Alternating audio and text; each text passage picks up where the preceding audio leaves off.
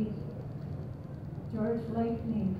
He was one of the ones that used to always made sure that I had food for the little ones. And I've seen lots of child abuse while I was there as well. The principal, the minister was one of the biggest ones we had to watch out for. I always fought to keep our children safe when I was in the residential school.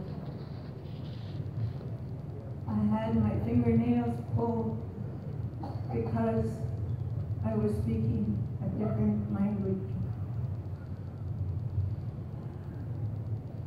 I was with a whole bunch of Cree-Indians, and of course the first thing they teach you is all the dirty words. A stum, come mutton, 50 cents, come eatin'. You know, and that, I don't want to say what it means in English. But that's what I got into trouble for. And I always remember that. And it just fills my heart to see that I have so many of the people still alive to this day that I went to the residential school with. One of the best things that I ever could say about the residential school is I met some wonderful, wonderful, awesome First Nations people. We held each other's hands, cried when we get too lonely, too hungry. One of the kids that used to always be abused by one of the supervisors there, I used to wonder why she was crying all the time that night. So I switched beds with her. And that's when I found out what she was doing. And I kicked the supervisor around so bad. I got punished for that. I had to scrub floors with a toothbrush for 3 months. All that cement floors and whatnot, I had to scrub because of it. And the other girls, we weren't allowed to, be in groups. They always used to scatter us around. We weren't allowed to talk. We weren't allowed to see our brothers or sisters or anything like that.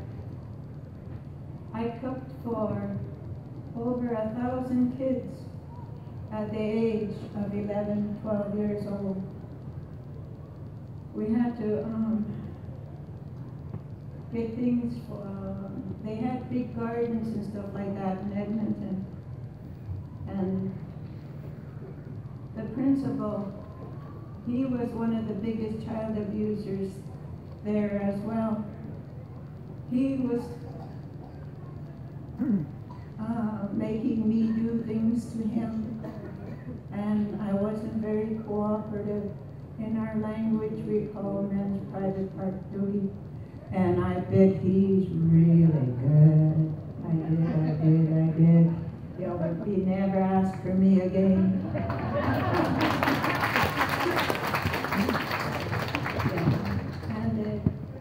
There were so many of it wasn't just the men that were abusers. There were lady supervisors like that as well.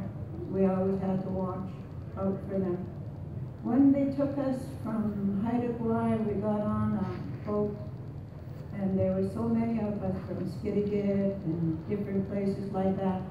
We ended up in Prince Rupert, and they put us on a train there. And on the way from Prince Rupert to Edmonton, they stopped quite a bit of times, I don't know how many times, to pick up different Native kids. And there was too many of us. They ended up putting us in a boxcar. First time in my life I ever seen straw. I was so amazed that I still remember how I thought that day. Wow, dancing popes. And I had to look after so many little kids that were in this boxcar.